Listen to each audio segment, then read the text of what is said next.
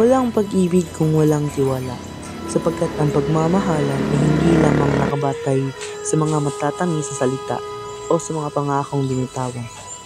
Ang tiwala ang haligi ng isang relasyon. Ito ang nagbibigay ng kapanatagan sa dalawang pusong nagmamahalan. Kapag may tiwala, mayroong kalayaan at respeto. Mga anak ko, asa na kayo? Ama, nandito na po naman. Asa na inyong kapatid? Si Saike, lumabas na kasama ang isa sa kanyang mga manliligaw. Mabuti naman, baka ito na ang kanyang makakatuluyan. Hindi po tayo makakasigurado dyan. Bakit naman hindi? Baka iniisip nila ang sitwasyong Diyos dahil sa kanyang ganda. Sinasabi din nila na naiingat ang Diyos ng kaganda. Ang Diyos na nakagayan ang mismong naiinggit sa kanya? Ikinagalit ito ni Venus at ang mas lalo pang nakapagpagalit sa kanya ang paglimot ng mga tao at ang lahat ng atensyon ay napunta sa dalaga. Ako naiinggit? Parang gano'n na nga, aking Diyos sa. Sa tingin mo ba maganda siya? Alam ko na. Tawagin mo si Cupid at sabihin mong pinapapuntak siya. Pabagsakin natin si Psyche gamit ang pag-ibig. Pinapatawag ka ng iyong ina, Cupid. Susunod ako. Pinapatawag mo daw ako, ina. May ipapagawa ako sa iyo. Isang importanteng misyon. Paibigin mo si Psyche sa nakakatakot na halimaw.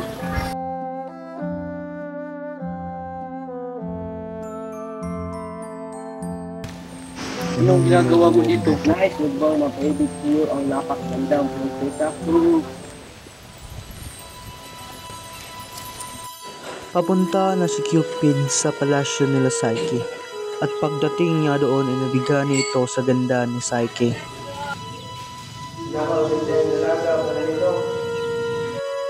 At kahit sa mga simpleng misyon ay nabibigo pa rin ito. Simula ng araw na iyon ay wala nang nagtangkang manligaw kay Psyche at ang dating magarbong syudad ay naabandon na. Dahil hindi gusto ng hari na tumandang dalaga ang anak, ang hari ay gumawa ng paraan upang makatulong. Sigurado ka na ba sa iyong tinabi? Hindi nagsisinungaling ang mga daon. Hindi na siya makapagpangasawa ng isang mortal. Bibigyan niya siya ng kakatakot na halimaw. Hindi ito maaari! Pagkatapos narinig ni Psyche ang sinabi ni Raquel, siya ay umalis. Umalis siya hanggang ang kanyang mga paa hindi na siya kayang buhatin. Handa ka na ba? Sino ka? Ako si Zafar, kilalang hangin ng kanluran. Handa ka na ba? Handa para saan? Para kilalanin ang master ko, syempre. Master mo? Huwag kang matakot. Walang panganib dito.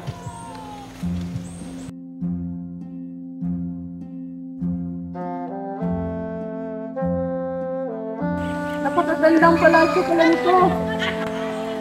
Lahat ng nakikita mo ay iuban ng iyan na prinsesa. Huwag kang matakot. Maglutos ka lamang at narito kami para pagsulbihan ka. Sigurado siya at nasa isip niya na inihiling mo ang kanyang mapapangasawa. Ngunit isang kamanghamanghang kapangyarihan.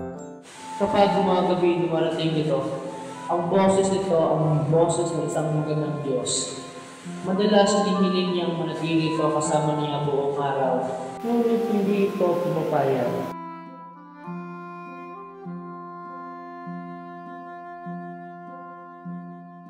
Huwag mo akong pagdudahan.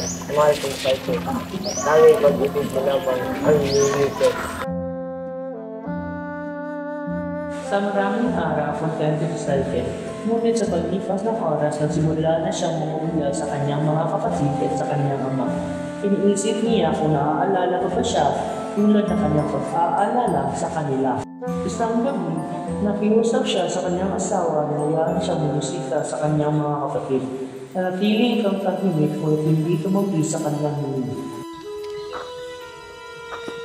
Sige Kaya nagagalak kung makita kami dalawa. Kami rin, Saike.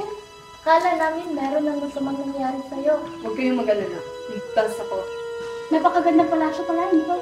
Tara, tuloy tayo.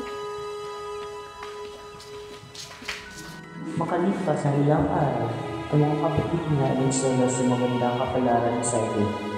Sa kanilang hindi, nagplano sila na sisirain nila sa Saike at ang kanilang perfectong buhay.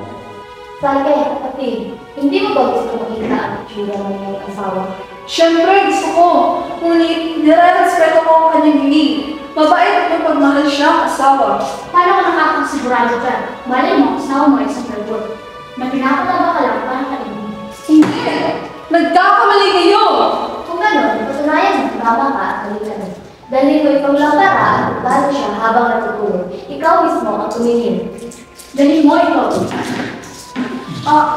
Ano?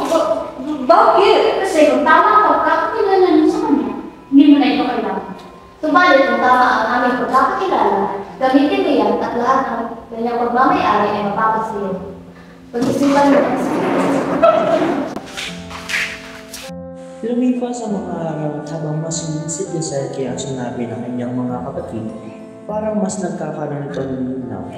Parang naghahanap ng huling piraso ng palaisipan. Kailangan malaman niya ito.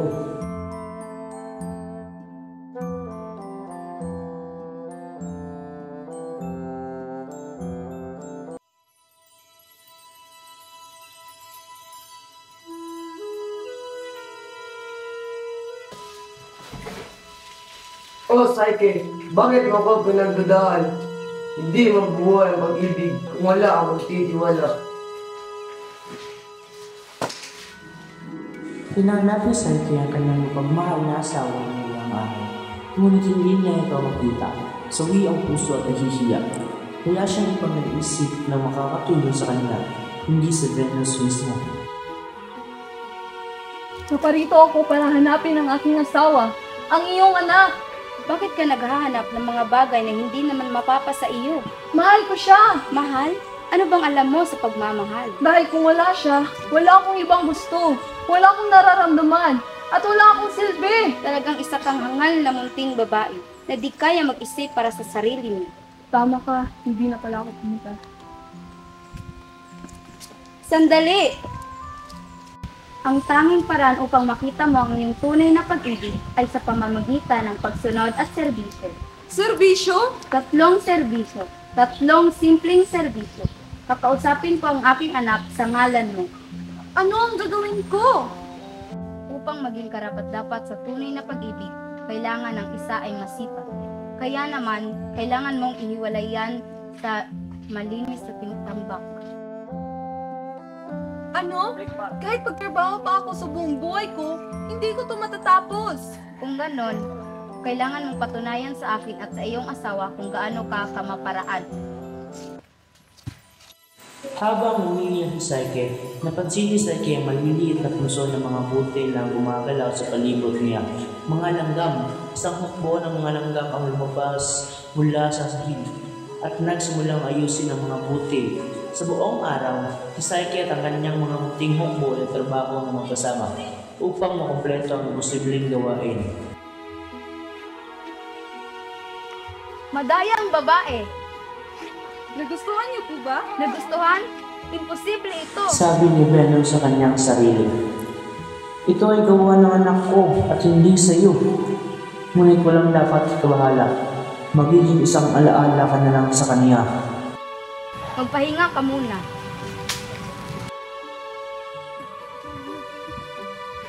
Nakikita mo ba ang kapatagan sa kabilang dako?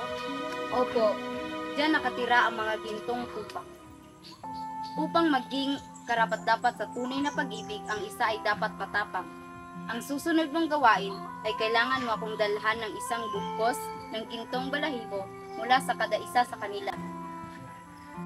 Piraso ng gintong balahibo? Yun lang ba? Yun lang. Mamayang hating gabi? Tama ba? Matalino kang dalaga, kaya iiwan ko na sa iyo ito.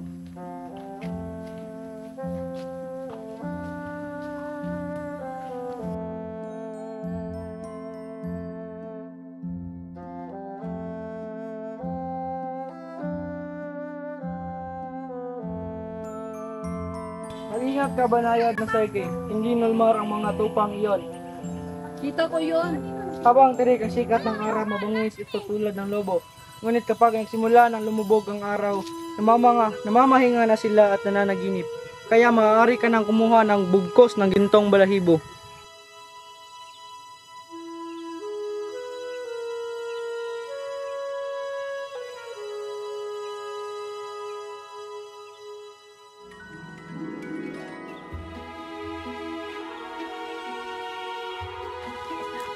Narito na po ang gintong balahibo.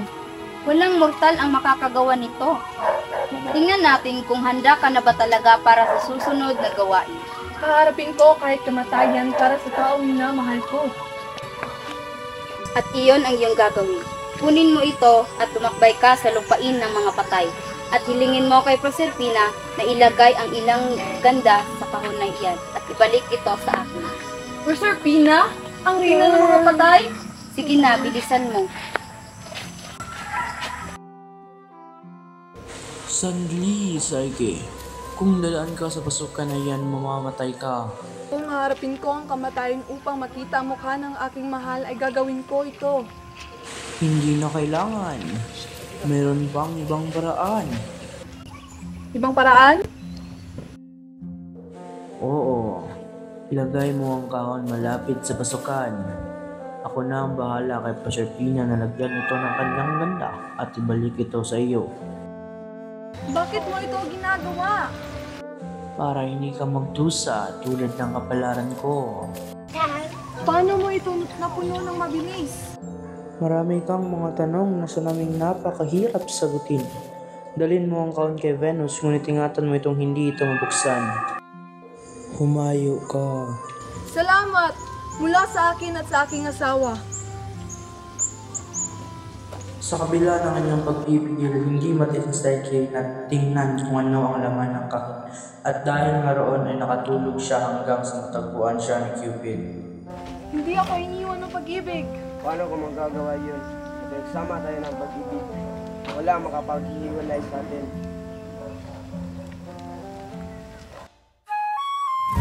Ngayon, sasaksihan natin ang pambihirang pangyayari. Bumalik ang pag-ibig pagkatapos ng pasakit. Bukod doon, meron bang tututol sa pag-ibigan ni Cupid at Psyche? Mabuti naman.